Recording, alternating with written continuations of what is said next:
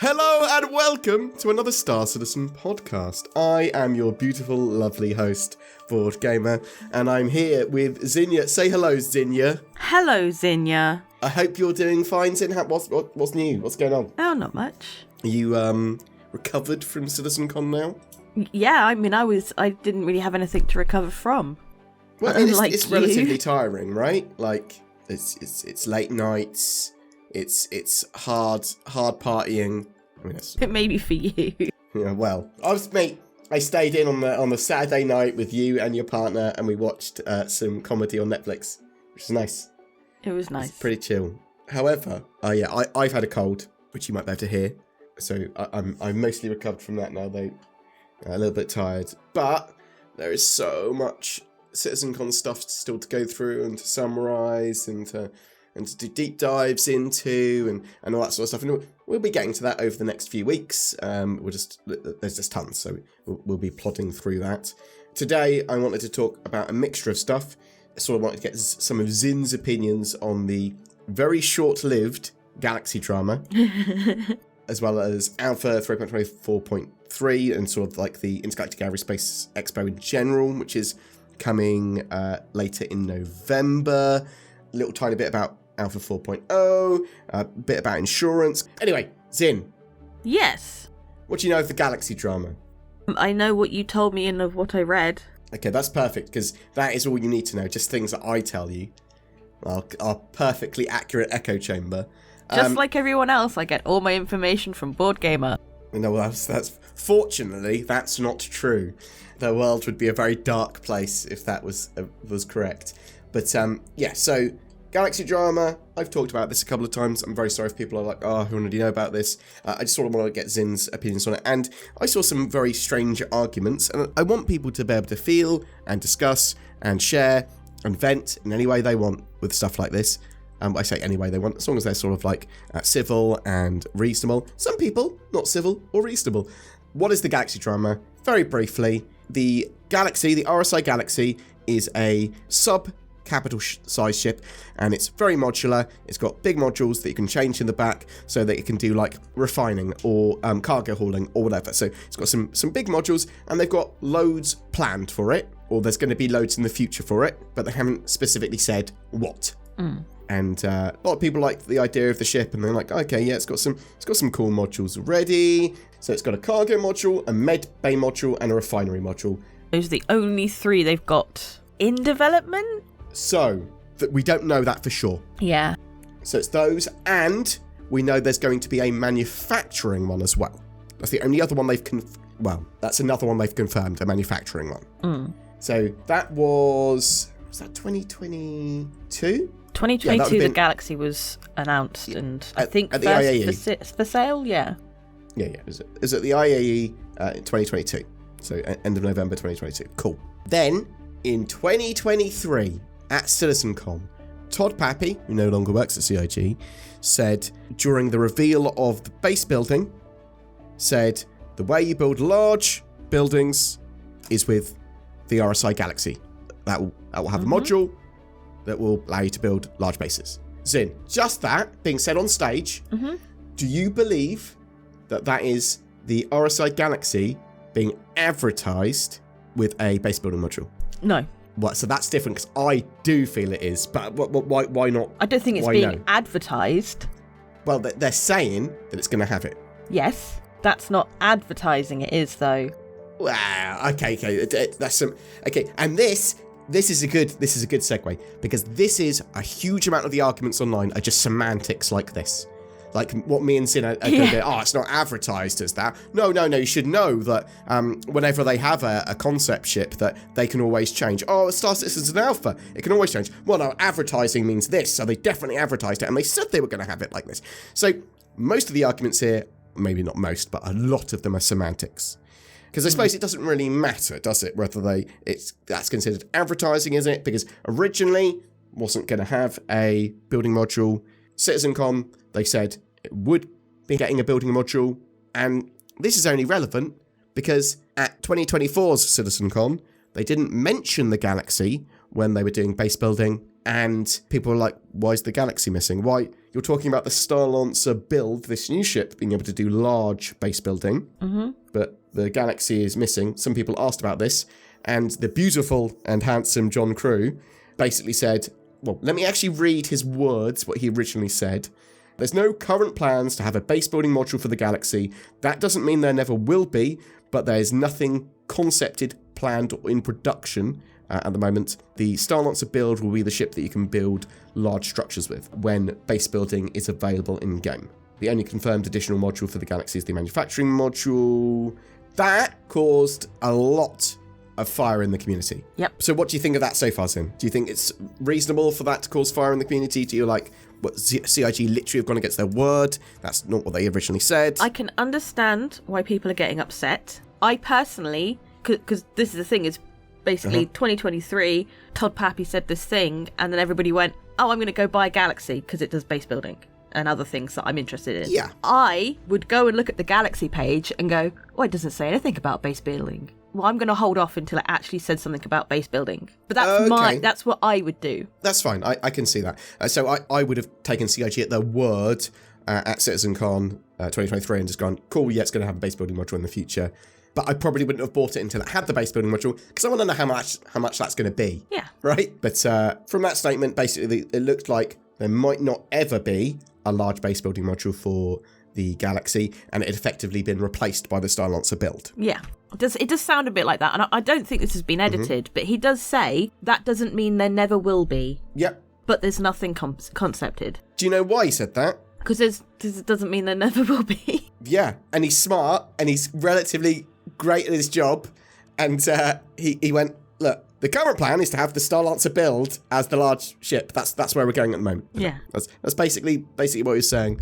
And then 2 or 3 hours later, he put up another post basically saying, my previous post given the wrong impression on this topic, I spoke too soon. I've talked to the larger team to sort of align exactly what's going on with the Galaxy. And to clarify, while there's no base building module currently in active development for the Galaxy, we're fully committed to enabling a large base building drone module for it down the line. But it's not going to be the first ship for building large scale structures when base building launches, but will come soon-ish afterwards. And I just think that was a really quickly resolved little drama. People are still really angry about it. They're annoyed that in 5 hours that they came back and clarified. It's like, what? Isn't this what you wanted? Yeah, that's exactly what people wanted, right? Like, they went, look, yeah, no, you're right. Like, we didn't communicate that we were taking a different path with this, and we wanted to have because this is my assumption, that we were going to have the Starlancer build as the main ship for it. Yeah, we didn't even think about we maybe not forgot about it, but we didn't even think about having to inform everyone about the Galaxy and the Galaxy's module not being there anytime soon. And no, you're right, we've committed to that, and we'll get it to you. Because he basically does say, he says somewhere that we want people to feel assured that if we say something on stage, we want to make sure that when we walk on stage during ISC or in any presentation, you can walk away feeling confident in the information we share. Yes. So they basically said, look, we shared this at CitizenCon 2023 as a thing that this will be able to do. We're not going to go back on that. Mm-hmm. And that's exactly what you want. Now, a lot of other people have now applied that to everything that CIG have previously said over the last 12 years. Which is not a reasonable thing to do, right? No. Well, I mean, you could argue that it is, but I will not. Star Citizen's changed significantly. I'm liking the direction it's going now. They are so much faster with actually getting content out. They're talking genuinely about a Star Citizen 1.0. 4.0 is about to launch. It's all go.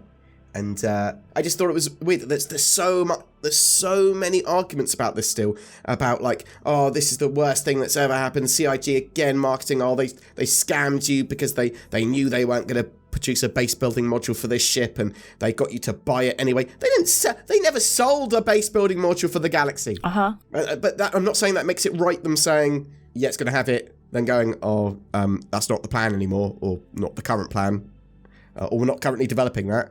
And then going, actually, yeah, we will do it. We'll keep to word. So I like the fact that CIG kept to their word there. I like that they got it resolved in a timely manner, potentially more timely than this podcast is. So what do you think of that as a full story resolution? Do you think good on CIG? Do you think shouldn't have ever got to that stage? Yeah, obviously I think they did the right thing in the end. That is the best thing that they could have done. The other thing was obviously offering people refunds, like, because they were no longer going to do this, and people bought the ship with this thing in mind. Yeah, so it's basically, they would have had to have offered anyone that bought a Galaxy after CitizenCon 2023. Yeah. And now, between then and now, a refund within a short window if they wanted one. But something like that. That would have been, that's what I would have said to do. But they've just gone, no, we're gonna do the space building module for it in the future.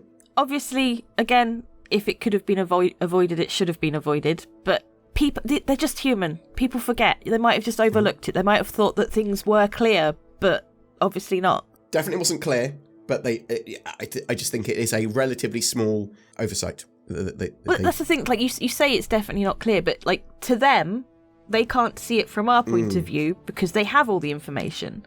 So they might think, everything's fine. It just, mistakes happen. Yeah. It's been mostly resolved. I mean, if people still were grumpy about this, you are more than welcome to be. I thought it was weird that people were arguing semantics so much. I mean, the focus of this is CIG sort of changed a major part of a ship after announcing it, but have now said, look, we're going to keep to our word, which is really good precedent for the future as well, because you can hold CIG to stuff now from Inside Star Citizen, from CitizenCons onwards. Go, you said that, you've got to keep to that, or at least keep to the spirit of that. Because you don't want CIG to always keep to their word if they found a better solution for something, or you want stuff to naturally evolve and things like that as well, right? Yeah. You can't go, the game's alpha, they found a better way of doing it, or they can't do it that way. Well, they said they were going to do it that way, so they can't do it any other way. I think that they shouldn't release 1.0 until they get the 100 star systems in. They said they were going to have. Oh my god, I hate you. In our lifetime. Yeah. So I'm happy with that 1.0 list that they came up with. Obviously, there's going to be loads more stuff in 1.0 as well that's going to come out before then. And a lot of that 1.0 content they talked about at CitizenCon is going to come out before 1.0. It's just when they've got all that stuff in, they consider they'll be ready to release 1.0, which will mean no more resets. It's effectively what 1.0 means for us, and I'm looking forward to that. Alpha 3.24.3. So yeah, this is effectively the Intergalactic Aerospace Expo patch. It's on OpenPT at the moment. They're testing the safe stands and stuff, which is their sort of new dynamic mission set, which is pretty cool. It's got like defend and retake distribution centers and some fleet battles with Idris and stuff, and reclaim cargo missions. Lots of quite cool stuff. I've not seen full playthroughs of it or anything yet. I'm not sure if they've tested full playthroughs of it yet. And it's like with the slicers, and I'm not 100% sure what's going on with that faction. But yeah, mainly in this patch, it's lots of fixes, optimizations, and preparing the 2954 IAE. Zin, are you excited for the IAE this year? Are you looking forward to any of the ships in particular? Yeah, I guess. I'm looking forward to the new things. Like, are we getting the Apollo? So, interesting you say that. That's not even in my notes. But the Apollo is one of the ships that they showed most likely in those 15... Yeah, the 15 sneaky peeks at CitizenCon. We are getting potentially a new medical ship at the IAE, which is looks like the Terrapin Medic ship. So I'm not sure if that's just going to be shown or concepted or flyable. It's one of those. There's also things like with the Crusader Intrepid and the Hornet Mark II variants. They might be appearing at the IAE. We do know, and this is going to excite a lot of people, that we've got the Starlancer Max, which I think I'm probably giving away in November. It's probably that makes sense because newly fireable calls. I think they're called. They were called the Super Freelancers for a while by people sort of like that was sort of internally known as Super Freelancer. You've got the Mirai Guardian, which is going to be a hybrid alien heavy fighter. It looks like. And the Polaris, which I think is going to be the most exciting ship all year, potentially, because that is a pretty big corvette, focusing mostly on torpedoes, but they've actually given it some reasonably big weaponry now as well, so it doesn't just rely on that. It's got a little bay for your ship and all that sort of stuff. Really cool little capital ship. So all that stuff should be flyable, or those three should be flyable at the IE, and the others maybe as well. So yeah, I'm very much looking forward to that. We might learn some more bits about the Apollo, and as John Crew said, they wanted to talk about things like the Galaxy at the IAE, so they'll be talking probably about other ships and expanding out some other bits and bobs on ships. Maybe we'll learn more about the Banu Merchantman again, and where they are with getting the Idris in game, stuff like that. Anything that I've said so far, do you want to pick up any of those ships? Any of those ships you'll be like, oh, that'd be pretty cool? No? Not the Terrapin Medic? Maybe, but I don't know much about it, so... Obviously the Apollo's been concepted. Yeah, that's a good point. I mean, we got the Terrapin in game, but we don't really know to what extent the Terrapin Medic will be a thing. Like, maybe it is just a Terrapin with a Cutlass Red, like, stuck in the back, effectively, right? Just a couple of tier 3 beds or something. Yeah, it'll be interesting to see exactly what they do with that. I'm really looking forward to seeing the Polaris in game and flying around. And there might be some more ships as well. And pretty much everything they've ever sold should be on sale again. Although sometimes they don't have all the promo ships. But pretty much everything else will be on sale. Rare ships will be on sale in waves of 3, every 8 hours on their manufacturer day. Every day, new manufacturer day takes to the expo hall. It looks like it's going to be at Microtech, Tobin Convention Centre. And then you'll, every 24 hours, bam, new set of manufacturers to rent ships from and buy stuff from the website. We'll be covering it each day. And it looks like it's running from the 22nd of November to the 5th of December this year.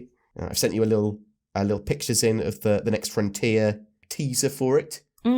So that should probably be the colours they use for the Ship Showdown ships for this year. The best in show ships. I think these are sort of your colours, right? The sort of purples. Yeah, I like the purples. See how they actually look on some ships.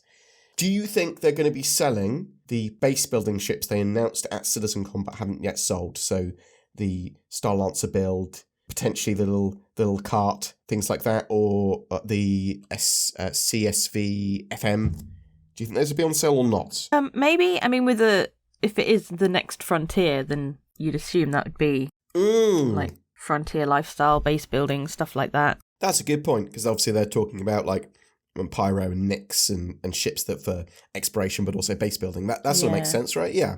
Okay. No, I think you might be right. And maybe they will, because I was confused why they weren't selling them straight after CitizenCon, but it might make more sense if they're talking more about base building and some other bits at the IAE to sell them then. #marketing. Do you think they're going to beat last year's funding? Oh, I don't know. Probably. They usually do, don't they? Yeah, so up until October, so up until this month, they were smashing it. They were like 4 or 5 million over what they previously had month on month or year on year or whatever. But October's been reasonably bad for them. So I think they're like 5 million-ish lower so far. So about 5 million down on previous year by the end of October last year. So it's all to play for with the IAE. And I think they'll smash it because Star Citizen's becoming more and more popular and more mainstream. More and more people are seeing it. And they had a pretty successful CitizenCon. And there wasn't a huge amount of stuff on sale at CitizenCon this year, which is potentially one of the reasons they didn't make as much money. But I think they'll break 120 million this year. That's my prediction. Yeah. And I predicted a sandworm. So do you think we're going to have Alpha 4.0 by the end of the year still? I mean, obviously, you don't think we will in the first place. Like I said, I think maybe PTU. Like open PTU by the end of the year? Maybe open PTU. Okay. Yes, something nice and open like that. Open PTU would be great to have, because at least people can play it and try it if they want. I'm hoping that we get 4.0 live by the end of the year. They keep testing EVOCATI stuff. They've obviously got that 3.24.2 and 0.3 patches. They're the same code base as 4.0. Basically, they've been bug fixing 4.0 by releasing those patches. Yeah, they've been testing the Pyro Playground stuff. They're on track, if stuff goes well, to have it in our hands by the end of the year. Stuff often doesn't go well. Insurance. I just wanted to talk quickly about insurance, because Zin and I had...